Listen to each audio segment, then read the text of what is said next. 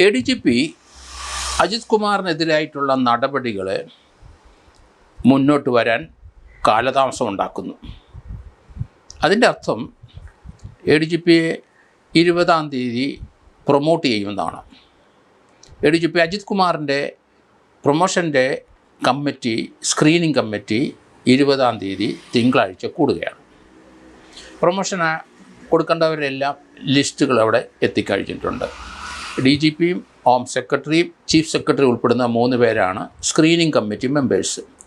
അതിൽ ആണ് promotion IPS ഓഫീസർമാരെ കൊടുക്കുന്നത്. ഇപ്പോൾ ഏറ്റവും സീനിയർ മോശമായ ADGP അജിത് കുമാറാണ്. ഫയർഫോഴ്സ് ഡയറക്ടറായിരുന്ന നിതിൻ അഗർവാൾ 31-ാം തീയതി റിട്ടയർ ചെയ്യുമ്പം ആ പോസ്റ്റിലേക്ക് ഒരാളെ ഉടൻ പ്രൊമോട്ട് ചെയ്ത് വയ്ക്കേണ്ടി വരും. ഏറ്റവും സീനിയർ മോസ്റ്റായ അജിത് കുമാർ 20-ാം തീയതിയിലെ സ്ക്രീനിങ് കമ്മിറ്റിയിൽ അദ്ദേഹത്തിന് നിയമപരമായ ഒരു തടസ്സങ്ങൾ ഇതുവരെ ഇല്ല. അതുകൊണ്ട് സ്ക്രീനിങ് കമ്മിറ്റി കൂടി അദ്ദേഹത്തിന് പ്രൊമോഷൻ കൊടുക്കും എന്നാണ് ഞാൻ കരുതുന്നത്. അങ്ങനെയാണെങ്കിൽ 1-ാം തീയതി നിതിൻ അഗർവാളിൻ്റെ പോസ്റ്റിൽ ADGP അജിത് കുമാറെ പോസ്റ്റ് ചെയ്യേണ്ടി വരും. പക്ഷേ അജിത് കുമാറിനെ ഏതെങ്കിലും തരത്തിൽ മാറ്റി നിർത്തിയാൽ തീർച്ചയായിട്ടും അവിടെ ശ്രീജിത്ത് ആണ് അടുത്ത DGP ആയിട്ട് വരുന്നത്. അദ്ദേഹത്തിനെ അവിടെ പോസ്റ്റ് ചെയ്യാം. അദ്ദേഹത്തിനെതിരായി കാര്യമായ മറ്റ് പ്രശ്നങ്ങളൊന്നുമില്ലാത്തത് കൊണ്ട് അദ്ദേഹത്തിന് ആ പോസ്റ്റ് ലഭിക്കും എന്നാണ് ഞാൻ കരുതുന്നത്. ADGP അജിത് കുമാറിനെതിരായിട്ടുള്ള ആരോപണം നമ്മൾ നോക്കിക്കഴിഞ്ഞാൽ അവിടെ നവകേരള യാത്രയ്ക്കിടയിലെ നിഷ്കരണം അവിടുത്തെ 2 KSUക്കാരെ കറുത്ത കൊടി കാണിച്ചിരുന്ന് അടിച്ച് തല്ലുന്നത്, പത്തലുകൊണ്ട് അടിക്കുന്നതൊക്കെ നമ്മൾ കണ്ടു. അതിനെ സംബന്ധിക്കുന്ന ഒരു കേസ് ആലപ്പുഴയിലെ അവിടുത്തെ SHO രജിസ്റ്റർ ചെയ്യുകയും അവർ കൃത്യമായി അതിൻ്റെ കേസ് ഡയറി എഴുതുകയും സാക്ഷികളുടെ നോട്ടുകളും വാദികളുടെ നോട്ടുകളും കൃത്യമായി എഴുതുകയും ചെയ്തിട്ടുണ്ട്. അതിൽ ഒരാൾ AD തോമസ് MLA ആയി, മറ്റൊരാൾ യൂത്ത് കോൺഗ്രസിൻ്റെ സംസ്ഥാന സെക്രട്ടറിയുമായി. ഇവർക്കെതിരായിട്ടുള്ള ആ കേസിനകത്ത് മൊഴികൾ മാറ്റിച്ച് അതിനകത്ത് ഒരു സിമ്പിൾ ഒഫൻസ് പോലെ ആക്കി മാറ്റിയ ഒരു കേസ് ഡയറി ഉണ്ട്. അത് ADGPയുടെ ഓഫീസിൽ ലോ ആൻഡ് ADGP അന്ന് അജിത് കുമാറായിരുന്നു. അദ്ദേഹത്തിൻ്റെ ഓഫീസിലെ 2 ഗ്രേഡ് SIമാരുണ്ട്. അവരാണ് അദ്ദേഹത്തിൻ്റെ ഓഫീസ് ഭരിക്കുന്നത്.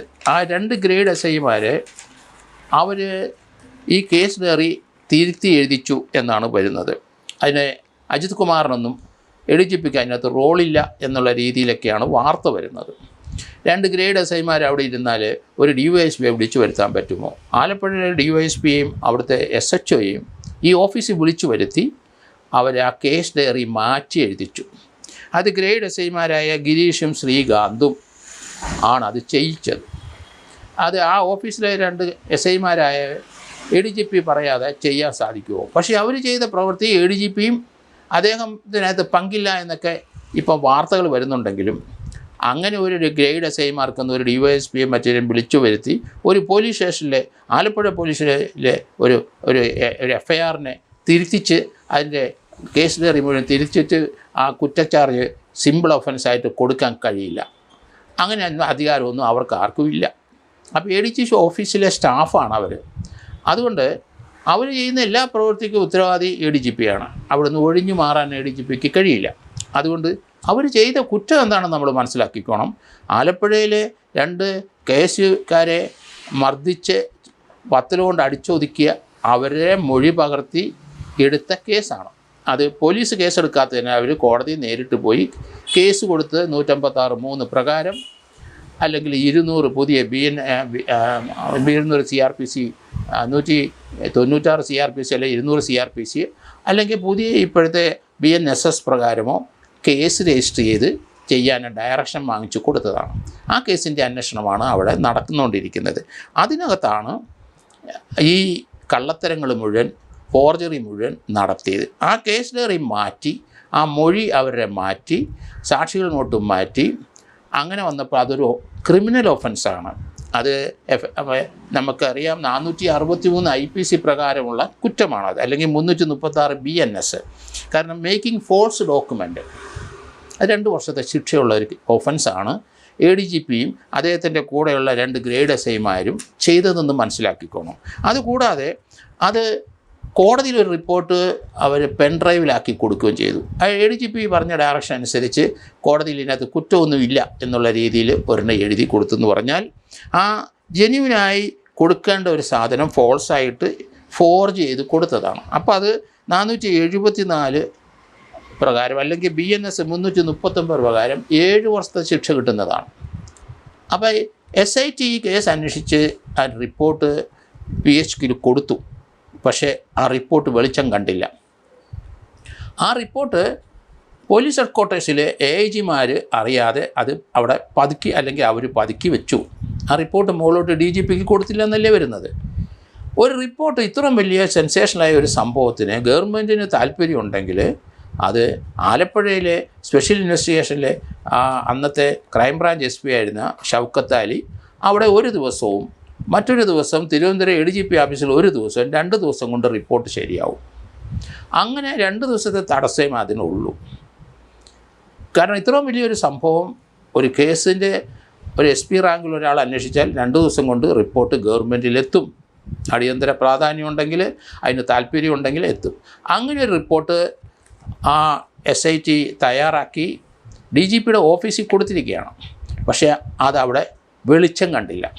ഇത്രയും ദിവസം അത് പതുക്കി വെച്ചു. ആരാണ് അതിൻ്റെ ഉത്തരവാദി? ADGP ലോ ആൻഡ് ഓർഡർ ആയിരുന്ന വ്യക്തിയായിരുന്നല്ലോ കഴിഞ്ഞ 10 വർഷവും ആ PHQ ഭരിച്ചിരുന്നതെന്ന് നമ്മൾ ഓർക്കണം. അജിത് കുമാർ തന്നെയാണ്. അദ്ദേഹത്തിൻ്റെ കൂടെയുള്ള അവിടുത്തെ അഡ്മിനിസ്ട്രേഷൻ വിങ്ങിലുള്ള AIGമാരോ അല്ലെങ്കിൽ അവിടുത്തെ സെക്ഷൻ ഓഫീസർമാരാണോ ഈ റിപ്പോർട്ട് പതുക്കിയതെന്ന് എനിക്ക് തോന്നുന്നു. അങ്ങനെയാൽ അവരെ സസ്പെൻഡ് ചെയ്യേണ്ടേ, അവർക്കെതിരായിട്ട് നടപടി വേണ്ടേ?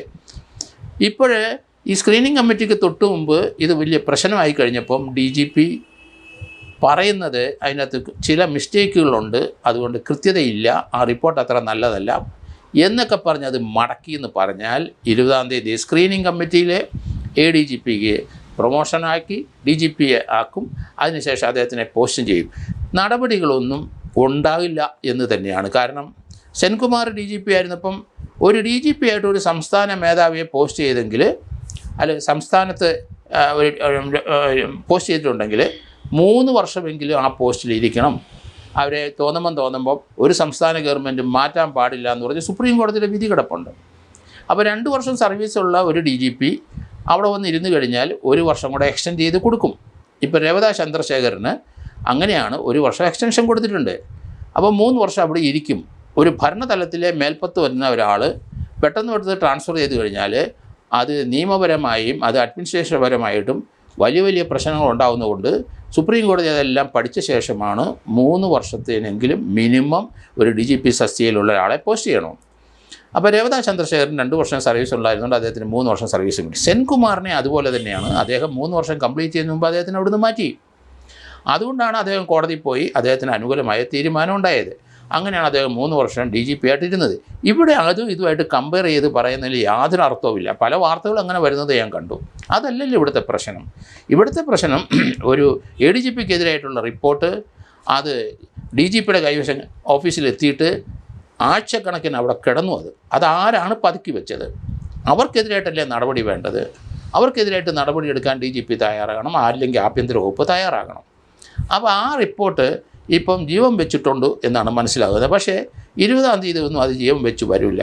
ഒരു SP റാങ്കിലുള്ള വെറ്ററനായ ഒരു ഇൻവെസ്റ്റിഗേറ്റർ അതിൻ്റെ മുഴുവൻ കാര്യങ്ങൾ റിപ്പോർട്ട് ചെയ്ത് കൊടുത്തിട്ടുണ്ടെങ്കിൽ അതിനകത്ത് എന്താണ് സംശയം? അത് ADGP അറിയാതെയാണ് ആ റിപ്പോർട്ട് വന്ന് അവിടുത്തെ 2 ഗ്രേഡ് SIമാർ പറഞ്ഞിട്ട് ഈ സംസ്ഥാനത്തെ ഈ കാര്യങ്ങളും ഇത്തര ഒരു കൃത്യമായ ഒരു FIRഉം അതിൻ്റെ കണ്ടൻസുകളും തെറ്റാണെന്ന് പറഞ്ഞ് മാറ്റി എഴുതാൻ പറ്റുമോ? ഇതൊക്കെ ആരോടാണ് പറയുന്നത്? അതുകൊണ്ട് ഇതിനകത്തൊരു നടപടി ഉണ്ടാകാൻ സാധ്യതയില്ല എന്ന് തന്നെയാണ് എനിക്ക് തോന്നുന്നത്. ഉണ്ടാകണമെന്നുണ്ടെങ്കിൽ നേരത്തെ ഉണ്ടായേനെ, ഇനി ഒട്ടും ഉണ്ടാകാനും പോകുന്നില്ല. അടി കിട്ടിയ ആ KSUക്കാർക്ക് അടി കിട്ടിയത് മാത്രം മിച്ചം. അവർക്ക് അന്ന് നീതി കിട്ടാത്തതുകൊണ്ട് അവർ പ്രൈവറ്റ് കംപ്ലയിൻ്റാണ് കൊടുത്തത്. അവർ വീണ്ടും ആ കംപ്ലയിൻറ്റും അതുമായിട്ട് മുന്നോട്ട് പോകണം. കോടതിയിലെ സാക്ഷികളെ കൃത്യമായിട്ട് പറഞ്ഞാൽ മതി. ആ മൊഴി ഈ കോടതിയിൽ കൃത്യമായി പറഞ്ഞാൽ ആ കേസിനകത്ത് ശിക്ഷ ഉണ്ടാകും.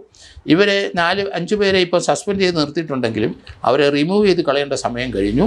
അതിന് ഗവൺമെൻറ് ഒരു ധാർമ്മികമായ ഒരു ഉത്തരവാദിത്തത്തോടെ റിമൂവ് ചെയ്യുന്നതിന് ഒരു നിയമ തടസ്സവുമില്ല.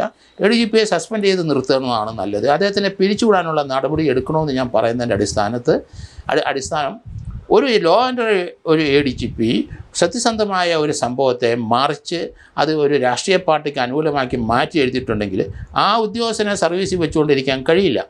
അതുകൊണ്ടാണ് ഞാൻ പറഞ്ഞത് അദ്ദേഹത്തിനെ സസ്പെൻഡ് ചെയ്യുന്നില്ല, ചെയ്യേണ്ട ഗവൺമെൻറ്. കാരണം ഇത്ര മതി, പ്രാഥമികമായ റിപ്പോർട്ട് വെച്ചിട്ട് സസ്പെൻഡ് ചെയ്യാമല്ലോ, പിന്നെ ഡീറ്റെയിൽ റിപ്പോർട്ട് മതിയല്ലോ. എന്തായാലും 20-ാം തീയതി തിങ്കളാഴ്ച അറിയാം ഈ ADGPയുടെ നിലപാട്, ADGPയുടെ കാര്യത്തിൽ സർക്കാരിൻ്റെയും DGPയുടെയും ആഭ്യന്തര വകുപ്പിൻ്റെ നിലപാട് എന്തെന്ന്.